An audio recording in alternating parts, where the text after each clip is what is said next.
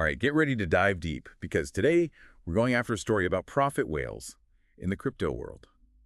You've probably heard that phrase, right? Sounds pretty cool, but it turns out it's super misleading.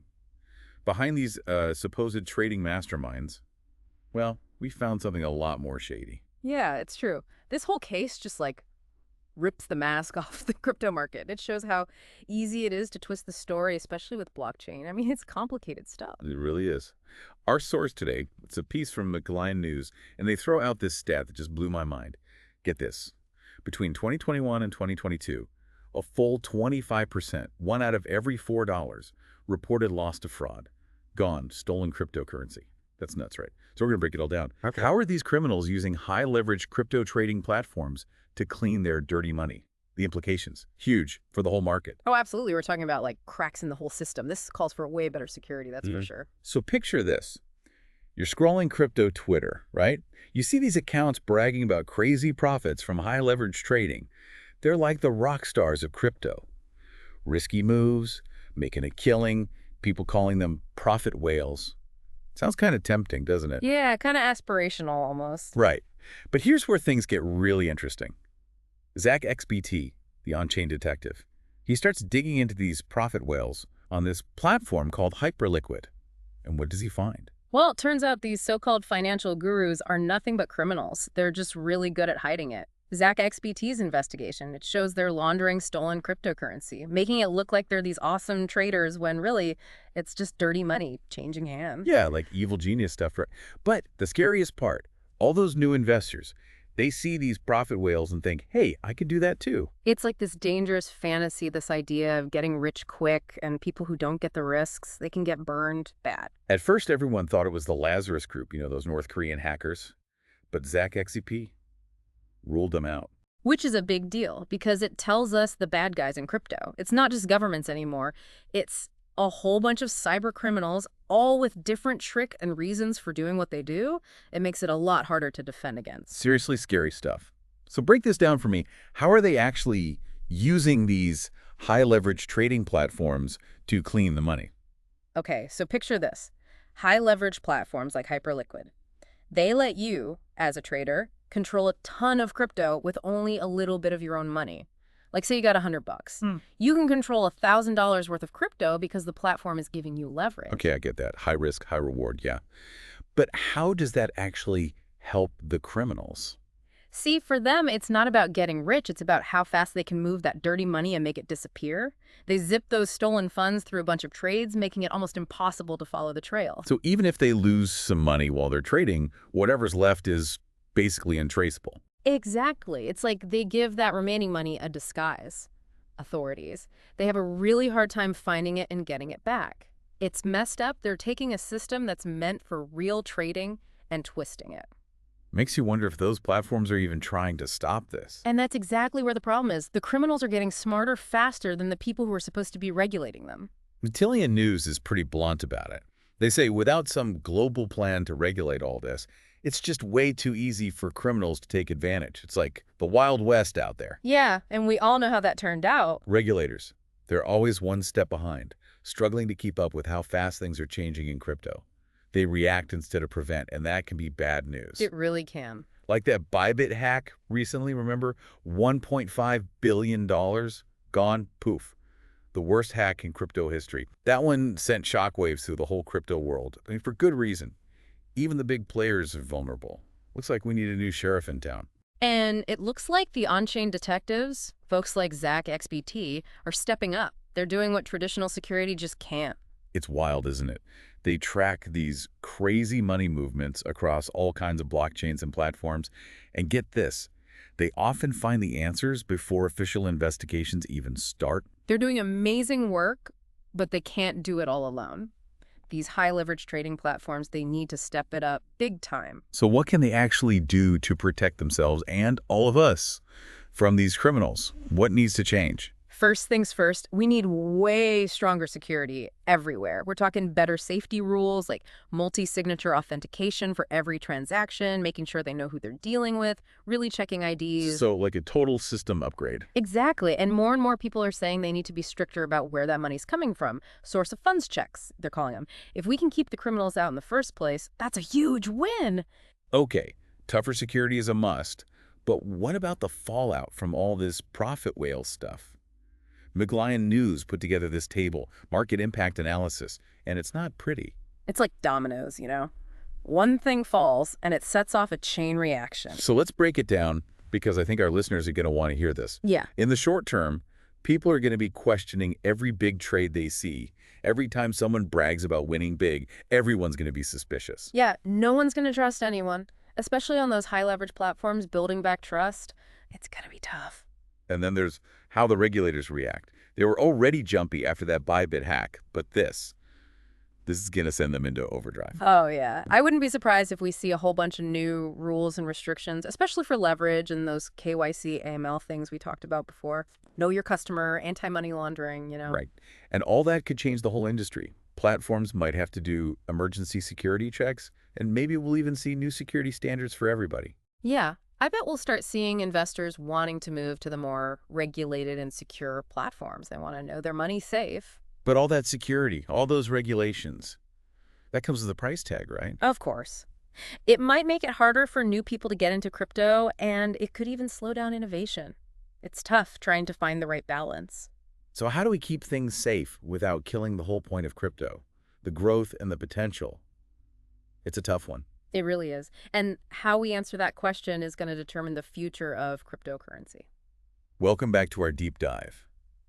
Before the break, we were talking about new regulations, and it feels like something's got to change. Oh, yeah. I think regulators are definitely going to be all over these high-leverage trading platforms now. The fact that criminals can use them so easily to launder money, it's a huge red flag. So what exactly could they do? I mean, how do you even regulate something like crypto? It's all decentralized and global. Right. Yeah, that's a tough one, but I think one thing we'll see is stricter rules for know your customer and anti-money laundering procedures, those KYC, AML things we talked about before. Right. But how would that actually work?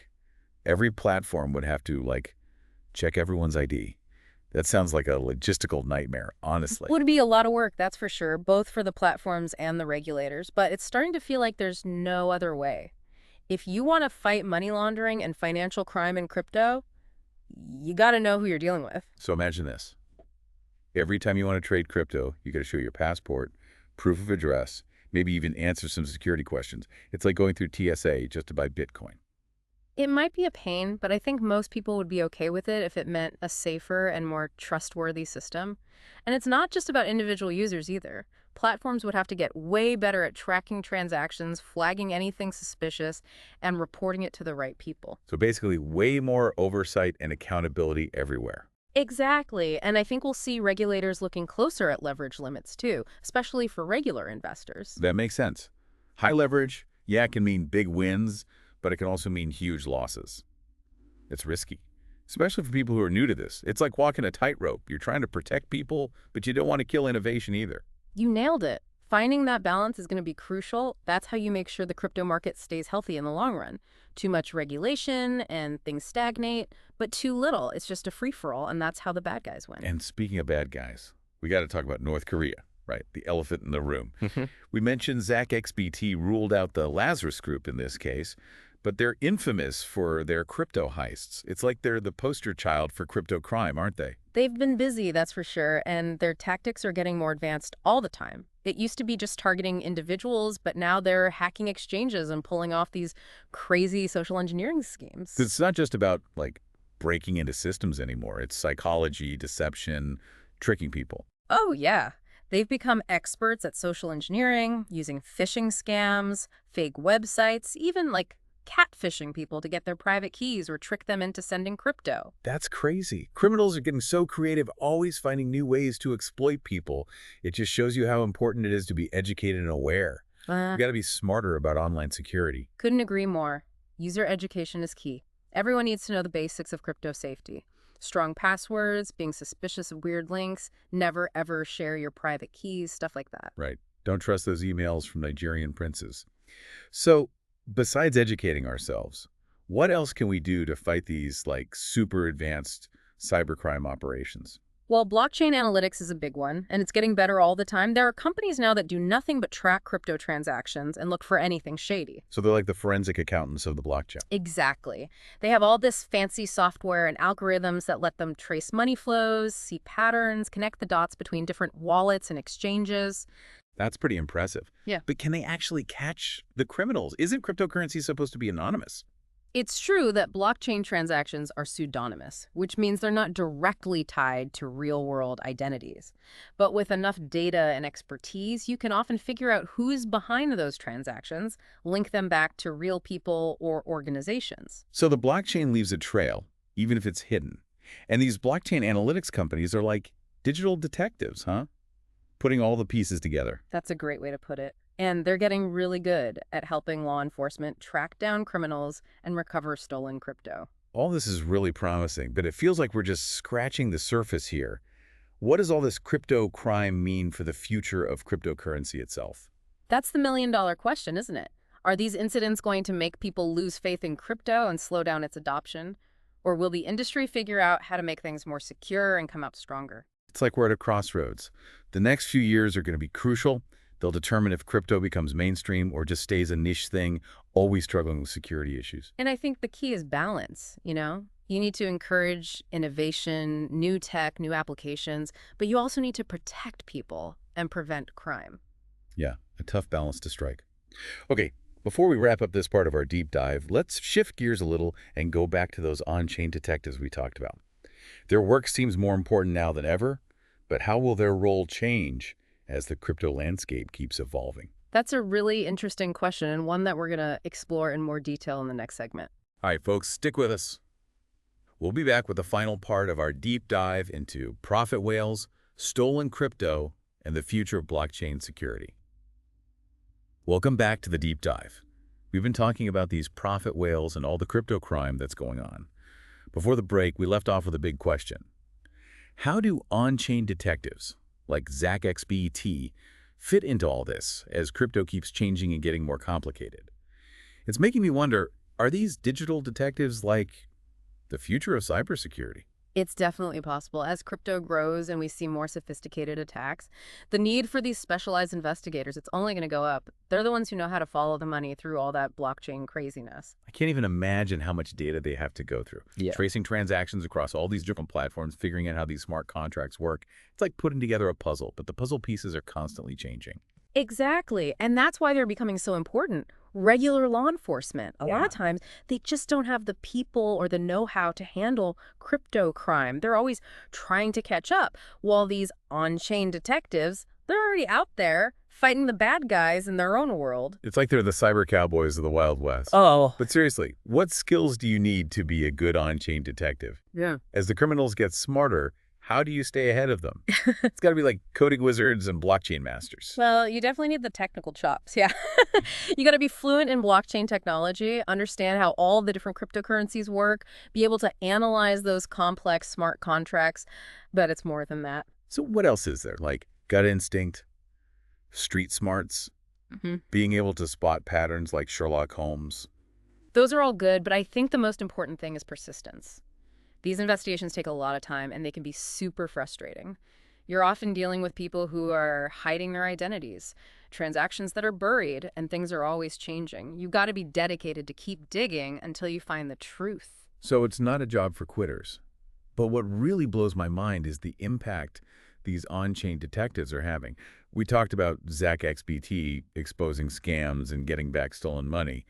But is that just the beginning? What's the bigger picture? I think we're just starting to understand what's possible with on-chain investigations. It's not just about getting money back and catching criminals. They can also give really valuable info to law enforcement, helping them understand how these cybercriminal groups work, what their tactics are. So they're not just solving individual cases. They're helping us understand how cybercrime works in the whole crypto world. That's huge. But what about the future? What do you think on-chain detectives will be doing in, say, 5 or 10 years? I think we'll see a few things happen. First, As crypto becomes more connected, on-chain detectives are going to have to be experts in a lot of different blockchains.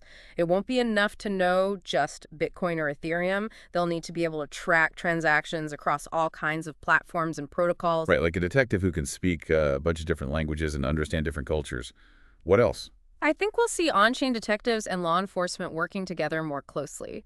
As crypto crime gets worse, governments are going to have to put more resources into cybersecurity and work with the experts. We might even see special crypto crime units, agents who really understand blockchain and can work side by side with these on-chain detectives. That would be amazing. Combine resources, expertise, you could really hit cybercrime hard. Yeah. What about AI?